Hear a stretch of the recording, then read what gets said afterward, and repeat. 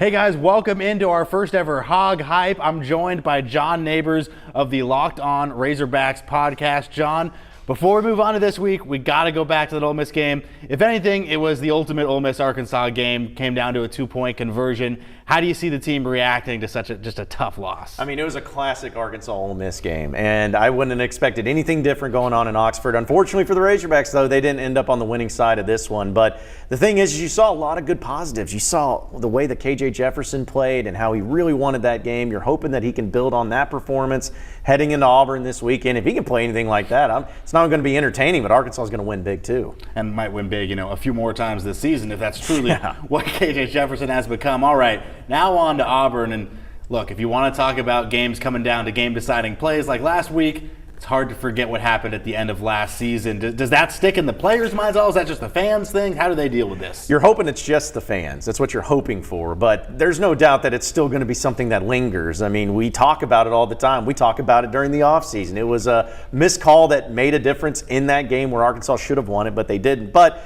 as far as this game, it's a whole new coaching staff at Auburn. I mean, you got Brian Harsin in his first year. It's at home. We know it's going to be a big atmosphere at 11 a.m.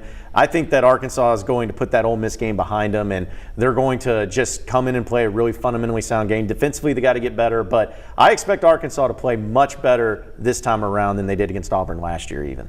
You mentioned the defense kind of in passing there, but specifically, I mean, that's kind of almost felt like a regression from the beginning of the season. We went from, oh no, they're going to lose Barry Odom to, well, the offense played well. What do they need to do on that side of the ball to slow down this Auburn team? Well, the thing is that I just looked at this as just a bad game. This is the exception to the rule. This isn't what we're going to see from the Razorback defense all season long. I think that they just got to be better at tackling. I know it sounds so cliche, but there was a lot of missed tackles in that Ole Miss game, and if they just take care of business in that regard, they'll be just fine. And also, they went up against a great Ole Miss offense. You got to give them credit. This offense that Auburn has isn't going to be near what they saw with Ole Miss. So I think the defense, they can just tackle better, be in better positions. Don't give up wide open big plays downfield to open wide receivers. Take care of business, and since that, you're going to be just fine.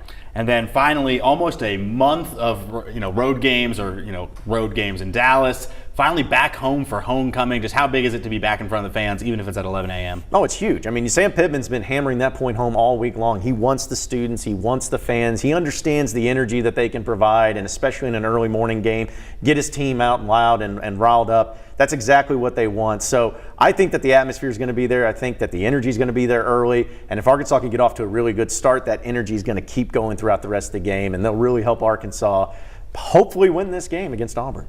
All right, thanks, John. Definitely going to be a fun one in Fayetteville. Remember, that's coming your way Saturday, 11 a.m. right here on THV 11.